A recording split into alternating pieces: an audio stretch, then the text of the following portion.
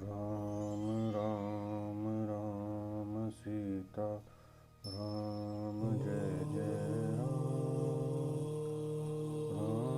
राम राम सीता राम जय जय राम।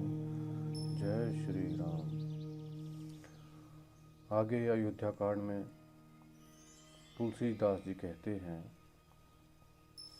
दीन कहीं मोही दुई वरदाना, मांगे जो कुछ मोही सुहाना, सो सुनी भयु भूप पुर सोचू, छाड़ी न सके तुम्हार संकोचू। इन्होंने मुझे 2 वरदान देने को कहा था। माता कैकेयी जी कह रही हैं श्री रामचंद्र जी से, मुझे जो कुछ अच्छा लगा वही मैंने मांगा। उसे सुनकर राजा के हृदय में सोच हो गया, क्योंकि ये तुम्हारा संकोच नहीं छोड़ सकते। इधर तो पुत्र का स्नेह है, उधर वचन। राजा इस धर्म संकट में पड़ गए हैं। यदि तुम कर सकते हो तो राजा की आज्ञा शिरोधार्य करो और इनके कठिन कलेश को मिटाओ। कैकेयी बेधड़क बैठी ऐसी कड़वी वाणी कह रही है जिसे सुनकर स्वयं कठोरता भी अत्यंत व्याकुल हो उठी। जीव धनुष है, वचन बहुत से तीर है, मानो राजा ही कोमल निशाने के सामन है। मानो स्वयं कठोरपन श्रेष्ठ वीर का शरीर धारण करके धनुष विद्या सीख रहा है। श्री रघुनाथ जी को सब हाल सुनाकर वो ऐसे बैठी मानो निष्ठुरता ही शरीर धारण किए हुए हो। सूर्य कुल के सूर्य, स्वाभिमान ही नंद निधान श्री राम चंद्र जी मन में मुस्कुराकर सब दूषणों से रहित ऐसे कोमल और सुंदर वचन बोले जो मानो वाणी के भूषण ही थे। हे माता सुनो, वही पुत्र बड़भागी है जो माता पिता के वचनों का अनुरागी पालन करने वाला है। माता पिता को संतुष्ट करने वाला पुत्र हे जननी सारे संसार में दुर्लभ है। वन में विशेष रूप से मुनियों का मिलाप होगा, जिसमें मेरा सभी प्रकार से कल्याण है। उसमें भी फिर पिताजी की आज्ञा और जननी तुम्हारी सम्मति है और प्राण प्रिय भरतराज पावेंगे। इन सभी बातों को देखकर यह प्रतीत होता है कि आज विधाता सब प्रकार से मुझे सम्मुख है, मेरे अनुकूल है। यदि ऐसा काम के लिए भी मैं वन को ना जाऊं तो मूर्खों के समाज में सबसे पहले मेरी गिनती कर लेनी चाहिए। जो कलप पुरुष को छोड़कर रेंड की सेवा करते हैं वह अमृत त्याग कर विष मांग लेते हैं। हे माता, तुम मन में विचार करके देखो, वे भी ऐसा मौका पाकर कभी ना चूकेंगे। हे माता, मुझे एक बात का दुख विशेष रूप से हो रहा है, वह महाराज को अत्यंत व्याकुल देखकर। इस थोड़ी सी बात के लिए पिताजी को इतना भारी दुख हो। हे माता, मुझे इस बात पर विश्वास नहीं होता क्योंकि महाराज तो बड़े धीर और गुणों के अथाह समुद्र हैं। अवश्य ही मुझसे कोई बहुत बड़ा अपराध हो गया है, जिसके कारण महाराज मुझसे कुछ नहीं कहते। तुम्हें मेरी सौगंध माता, तुम सच सच कहो। रघुकुल में श्रेष्ठ श्री रामचंद्र जी के स्वभाव ही सीधे वचनों को दुर्बुद्धि के कई टेढ़ा ही जान रही है। जैसे यद्यपि जल समान ही होता है, किंतु चौंक उसमें टेढ़ी चाल से चलती है। रानी कैकेयी श्री रामचंद्र जी का रूप पाकर हर्षित हो गई और कपटपूर्ण स्नेह दिखाकर बोली, तुम्हारी शब्द और भरत की सौगंध मुझे राजा के दुख का कुछ भी कारण विदित नहीं है। हे तात, तुम अपराध के योग्य नहीं हो। तुम तो माता पिता और भाइयों को सुख देने वाले हो। हे राम, तुम भी कुछ कह रहे हो सब सत्य है। तुम माता पिता के वचनों में तत्पर हो। मैं तुम्हारी भलिहारी जाती हूँ। तुम पिता को समझाकर वही बात कहो जिससे चौथेपन में इनका अपयश ना हो। जिस पुण्य ने इनको तुम जैसे पुत्र दिए हैं उसका नरादर ना करना उचित नहीं। कैकेयी के बुरे मुख में ये शुभ वचन कैसे लगते हैं, जैसे मगध देश में गया आदिक तीर्थ श्री रामचंद्र जी को माता कैकेयी के सब वचन ऐसे लगे जैसे गंगा जी में जाकर सब अच्छे बुरे प्रकार के जल शुभ और सुंदर हो जाते हैं। गई मूर्छा राम ही सुमरी नृप, फिरी करवट लोन, सची राम आगमन कही विनय समय सब कीन। इतने राजा की मूर्छा दूर हो गई। उन्होंने राम का स्मरण करके राम राम कहकर फिर करवट ली। मंत्री ने श्री रामचंद्र जी का आना कहकर समय अनुकूल विनती की। तब राजा ने सुना कि रामचंद्र जी पधारे हैं, तो उन्होंने धीरज धरकर नेत्र खोले। मंत्री ने संभाल कर राजा को बिठाया। राजा ने श्री रामचंद्र जी को अपने चरणों में पड़ते देखा। स्नेह से विकल राजा ने राम को हृदय से लगा लिया, मानो सांप ने अपनी खोई हुई मणि फिर से पाली हो। राजा दशरथ जी रामचंद्र जी को देखते रह गए। उनके नेत्रों से आंसुओं की धारा बह निकली। शोक से विशेष वश होने के कारण राजा कुछ न कह सकते थे। फिर वे बार बार श्री रामचंद्र जी को हृदय से लगाते और मन में ब्रह्मा जी को मनाते हैं कि जिससे श्री रामचंद्र जी वन को ना जाए। फिर महादेव जी का स्मरण करके उनसे निरोह करते हुए कहते हैं, हे सदाशिव, आप मेरी विनती सुनिए। आप आशुतोष और औढ़रदानी मतलब मुँह मांगा दे डालने वाले, अतः मुझे अपना दीन सेवक जानकर मेरे दुख को दूर कीजिए। आप प्रेरक रूप से सबके हृदय में हैं। आप श्री रामचंद्र जी को ऐसी बुद्धि दीजिए जिससे वे मेरे वचन को त्याग कर और शील स्नेह को छोड़कर घर में ही रह जाएं। जगत में चाहे अपयश हो, चाहे सुयश नष्ट हो जाए, चाहे मैं नरक में गिरूं अथवा स्वर्ग चला जाए, और सब प्रकार के दुसह दुख आप मुझसे सहन करा लें, पर श्री रामचंद्र जी मेरी आंखों की ओट ना हो। राजा मन ही मन इस प्रकार विचार कर रहे हैं, बोलते नहीं। उनका मन पीपल के पत्ते की तरह डोल रहा है। श्री रघुनाथ जी ने पिता को प्रेम का वश जानकर यह अनुमान करके कि माता जी फिर कुछ कहेंगी तो पिताजी को दुख होगा, देश काल और अवसर के अनुकूल विचार कर विनती वचन कहे, हे तात, मैं कुछ कहता हूँ जो ठिठाई कहता हूँ करता हूँ। इस अनौचित्य को मेरी बाल्यावस्था समझकर क्षमा कीजिए। इस अत्यंत तुच्छ बात के लिए आपने इतना बड़ा दुख पाया। मुझे पहले किसी ने कहकर यह बात नहीं जानी। स्वामी को इस दशा में देखकर मैंने माता से पूछा। उन्हें सारा प्रसंग सुनाकर मेरे अंग शीतल हो गए। मुझे बड़ी प्रसन्नता हुई।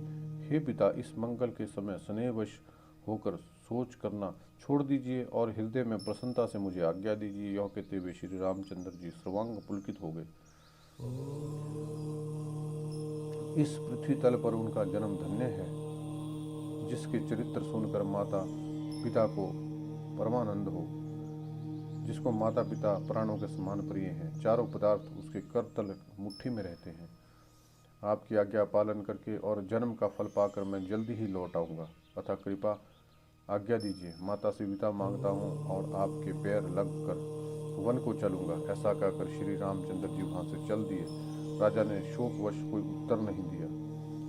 वह बहुत सी तीखी बात नगर भर में जल्दी फैल गई, मानो डंक मारते बिच्छू विष सारे शरीर में चढ़ गया हो। इस बात को सुनकर स्त्री पुरुष ऐसे व्याकुल हो गए जैसे दावानल देखकर बेल और वृक्ष मुरझा गए। जो जहाँ सुनता वहीं सिर ढूंढने लगता। बड़ा विषाद, किसी को धीरज नहीं बनता।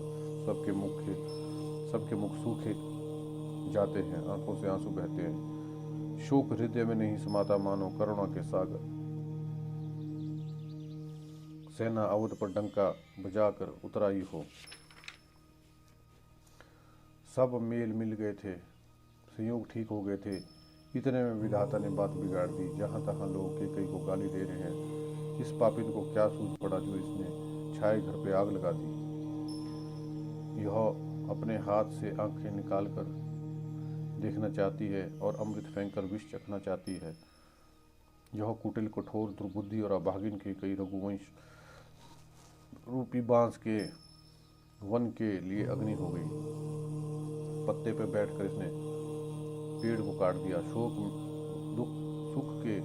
शोक का ठट रख दिया। श्री रामचंद्र जी इसे सदा प्राणों के समान प्रिय थे, फिर भी न जाने किस कारण उसने यह कुटिलता ठान ली।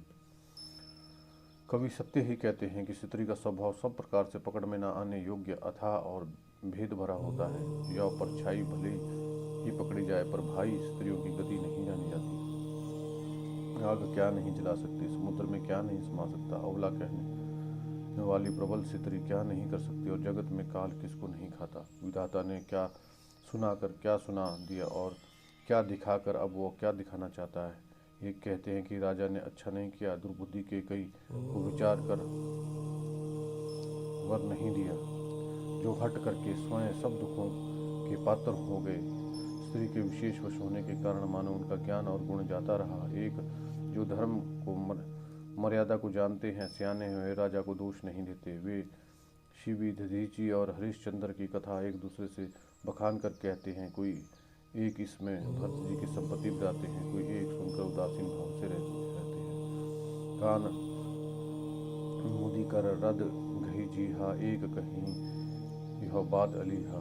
सुकृत जाहि अस कहत तुम्हारे, राम भरत कहूँ प्राण प्यारे। कोई हाथों से कान मूंद कर जीभ को दांतों तले दबाकर कहते हैं कि यह बात झूठ है, ऐसी बात कहने से तुम्हारा पुण्य नष्ट हो जाएंगे। भरत जी को तो रामचंद्र जी प्राणों के समान प्यारे हैं। चंद्रमा चाहे आग की चिंगारियां बरसाने लगे और अमृत चाहे विष के समान हो जाए, परंतु भरत जी स्वप्न में भी श्री रामचंद्र जी के विरुद्ध नहीं करेंगे। कोई एक विधाता को दोष देते हैं, जिसने अमृत दिखाकर विष दे दिया। नगर भर में खलबली मच गई, सब किसी को सोच हो गया। हृदय में दुख जलन होने लगी, आनंद उत्साह मिट गया।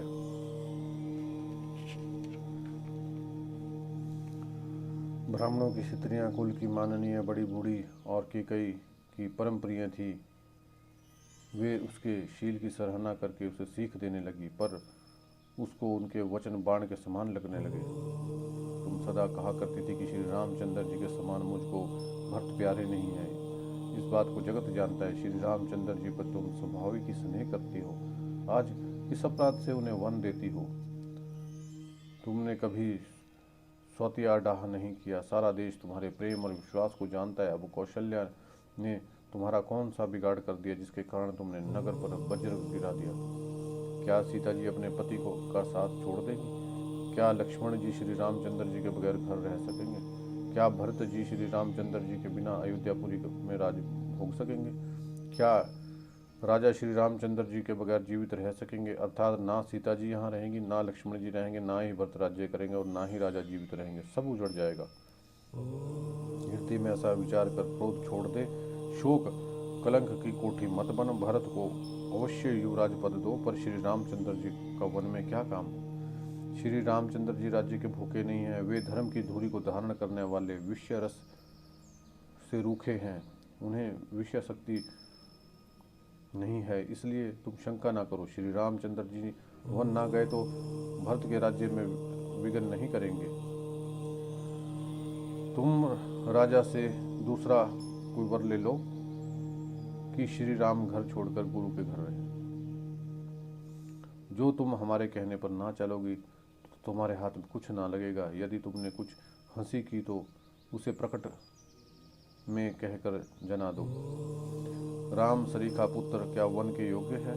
यह सुनकर लोग तुम्हें क्या कहेंगे? जल्दी उठो और वही उपाय करो जिसके उपाय से यह शोक और कलंक का नाश हो। जिस तरह शोक और कलंक मिटे, वही उपाय करके कुल की रक्षा करो। वन जाते श्री राम जी को हट करके लौटा ले, दूसरी बात ना चले। तुलसीदास जी कहते हैं, जैसे सूर्य के बिना दिन, प्राण के बिना शरीर, चंद्रमा के बिना रात, वैसे श्री रामचंद्र जी के बिना अयोध्या हो जाएगी। हे भामिनी, तू अपने हृदय में इस बात को समझ तो सही।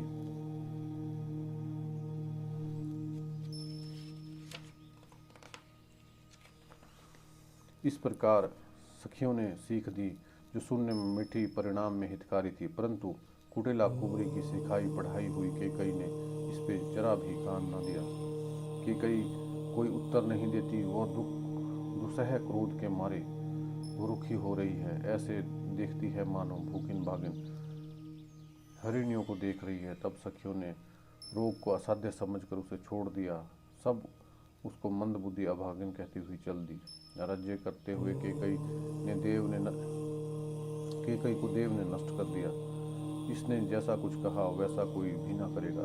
नगर के सब स्त्री पुरुष इस प्रकार विलाप कर रहे हैं और कुचाली केकई को करोड़ों गालियां दे रहे हैं। भयानक दुख की आग से लोग जल रहे हैं। लंबी सांसें लेते हुए कहते हैं, श्री रामचंद्र जी के बिना जीने की कौन आशा है? महान वियोग से प्रजा ऐसी व्याकुल हुई मानो पानी सूखने के समय जलचर जीवों का समुदाय व्याकुल हो। सब पुरुष और स्त्रियां अत्यंत विषाद के वश हो रहे हैं। श्री रामचंद्र जी माता कौशल्या के पास गए। उनका मुख प्रसन्न है, चित्त में चौगना उत्साह है। यह सोच मिट गया कि कहीं राजा कहीं रख ना ले। श्री रामचंद्र जी को राज तिलक की बात सुनकर विषाद हुआ था कि सब भाइयों को छोड़कर मुझे राज तिलक क्यों होता है। अब माता कैकेयी की आज्ञा पाकर, पिता की मौन संपत्ति पाकर वही सोच मिट गई। श्री रामचंद्र जी का मन नए पकड़े हुए हाथी के समान, राजनीतिक तिलक उस हाथी के बांधने की कांटेदार लोहे की बेड़ी के समान है। वन जाना है, यह सुनकर अपने को बंधन से छूटा जानकर उनके हृदय में आनंद बढ़ गया है। रघुकुल तिलक श्री रामचंद्र जी ने दोनों हाथ जोड़कर आनंद के साथ माता के चरणों में सिर निवाया। माता ने आशीर्वाद दिया, अपने हृदय से लगा लिया और उन पर गहने कपड़े नछावर किए। माता बार बार श्री रामचंद्र जी का मुख चूम रही हैं, नेत्रों में प्रेम का जल भरा है और सब पुलकित हो गए हैं। श्री रामचंद्र जी को अपनी गोद में बिठाकर फिर हृदय से लगा लिया।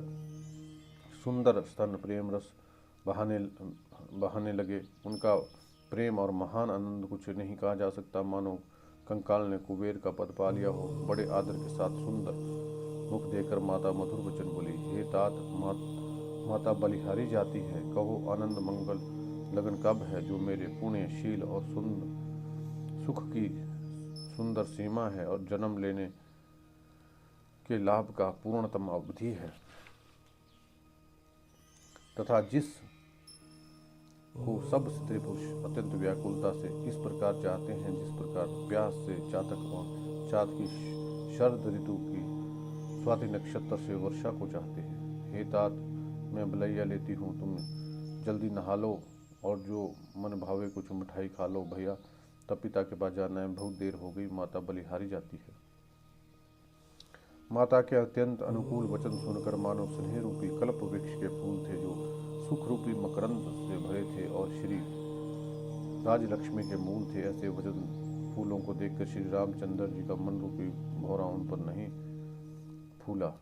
धर्म धूर्णी श्री रामचंद्र जी ने धर्म की गति को जानकर माता से अत्यंत कोमल वाणी से कहा, हे मात, पिताजी ने मुझे वन का राज्य दिया है, जहाँ सब प्रकार से मेरा बड़ा काम बनने वाला है। हे माता, तू प्रसन्न मन से मुझे आज्ञा दे, जिससे मेरी वन यात्रा में आनंद मंगल हो। मेरे स्नेहवश भूल कर भी डरना नहीं। हे माता, तेरी कृपा से आनंद होगा।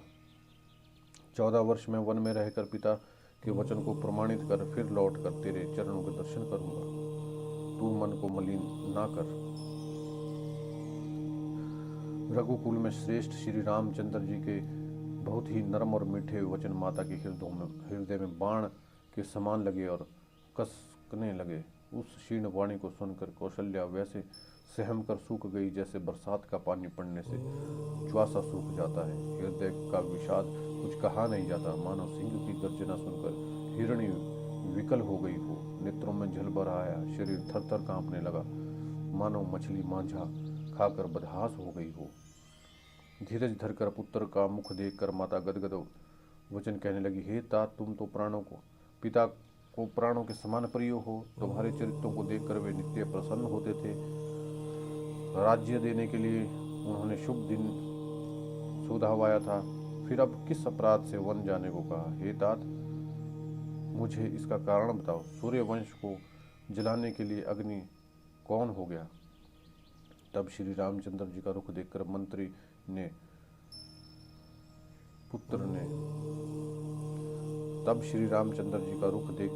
के पुत्र ने सब कारण समझाकर कहा। उस प्रसंग को सुनकर वे गूंगी जैसी चुप रह गई। उनकी दशा का वर्णन नहीं किया जा सकता। ना रख ही सकती थी, ना कह ही सकती थी कि वन चले जाओ। दोनों ही प्रकार से हृदय में भारी संताप हो रहा है। विधाता की चाल सदा के सबके लिए टेढ़ी होती है। लिखने लगे चंद्रमा और लिख गया राहु। धर्म और स्नेह दोनों ने कौशल्या जी की बुद्धि को घेर लिया। उनकी दशा सांप चुंदर की सी हो गई। वे सोचने लगी कि यदि मैं अनुरोध करके पुत्र को रख लेती हूँ तो धर्म जाता है और भाइयों में विरोध होता है, और यदि वन जाने को कहती है तो बड़ी हानि होती है। इस प्रकार से धर्म संकट में पड़ गई रानी विशेष रूप से सोच के वश में हो गई। फिर बुद्धिमती कौशल्या जी स्त्री धर्म को समझकर राम और भरत दोनों को के पुत्रों को समान जानकर सरल स्वभाव वाली श्री रामचंद्र जी की माता बड़ा धीरज धरकर वचन बोली, हे तात, मैं भले हारी जाती हूँ, तुमने अच्छा किया। पिता की आज्ञा का पालन करना ही सब धर्मों का शिरोमणि धर्म है। राज्य देने को कहकर वन दे दिया, उसका मुझे लेश मात्र भी दुख नहीं है। तुम्हारे बिना भरत को, महाराजा और प्रजा को भारी बड़ा क्लेश होगा। हे तात, यदि पिताजी की आज्ञा ही है तो माता जानकर वन को मत जाओ, किंतु यदि माता पिता दोनों वन जाने को कहते हैं तो वन तुम्हारे लिए सैकड़ों अयोध्याओं के समान है। वन के देवता तुम्हारे पिता होंगे, वन की देवियां तुम्हारी माता होगी, वहाँ के पशु पक्षी तुम्हारे चरणों के सेवक होंगे। राजा के लिए अंत में वनवास करना उचित ही है। केवल तुम्हारी सुकुमार अवस्था देख के हृदय में थोड़ा दुख होता है। हे रघुवंश के तिलक, वन बड़ा भाग्यवान है और यह अवध बड़ी अभागी है जिसे तुमने त्याग दिया। हे पुत्र, यदि मैं कहूँ कि मुझे भी साथ ले चलो, तुम्हारे हृदय में संदेह होगा। हे पुत्र, तुम सभी के परम प्रिय हो, प्राणों के प्राण और हृदय के जीवन हो। वही तुम कहते हो कि माता, मैं वन को जाऊं, और तुम्हारे वचनों को सुनकर बैठी मैं पछताती हूँ। यह सोचकर झूठा स्नेह बढ़ाकर मैं हट नहीं करती। बेटा, मैं बलया लेती हूँ, माता का नाता मानकर मेरी सुध भूल न जाना।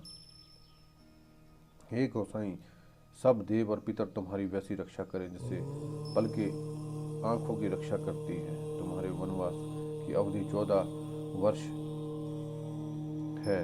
प्रियजन और कुटुंब 14 वर्ष का जल है के समान है। प्रियजन और कुटुंबी मछलियां हैं। तुम दया की खान और धर्म की धुरी को धारण करने वाले हो।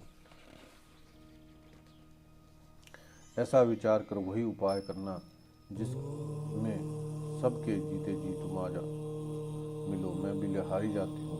तुम सेवकों और परिवार वालों और नगर भर को अनाथ करके सुखपूर्वक वन को जाओ। आज सबके पुण्यों का फल पूरा हो गया। कठिन काल हमारे विपरीत हो गया। बहुत विलाप करके अपने को परम अभागिन जानकर माता श्री रामचंद्र जी के चरणों में लिपट गई।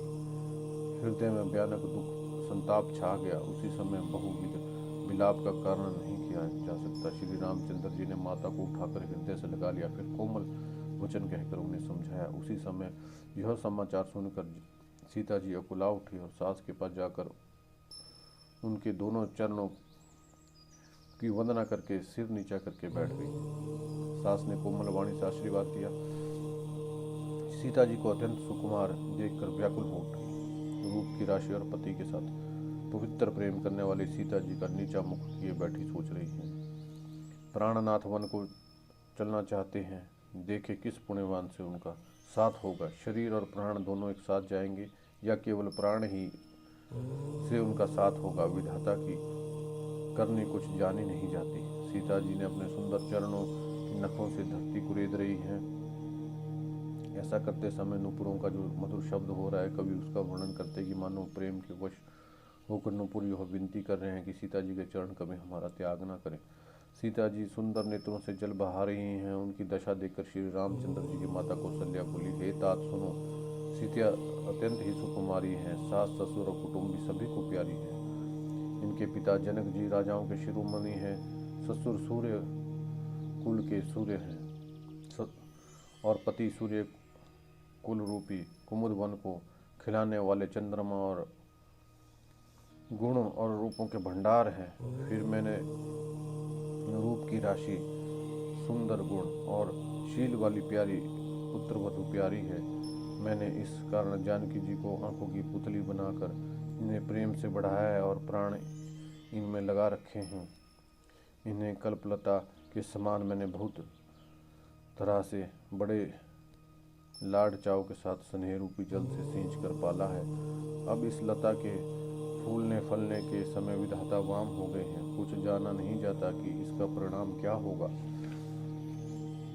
सीता जी ने पलंग के ऊपर गोद और हिंडोले को छोड़कर कठोर पृथ्वी पर कभी पैर नहीं रखा। मैं सदा संजीवनी जड़ी के समान इनकी रखवाली करती रही हूँ।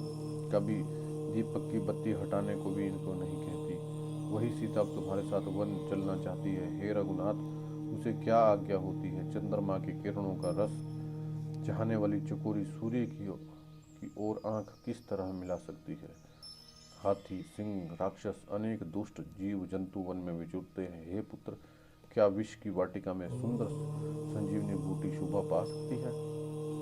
वन के लिए तो ब्रह्मा जी ने विषय सुख को न जानने वाली कोल और भीलों की लड़कियों को रचा है, जिनका पत्थर के कीड़े जैसा कठोर स्वभाव है।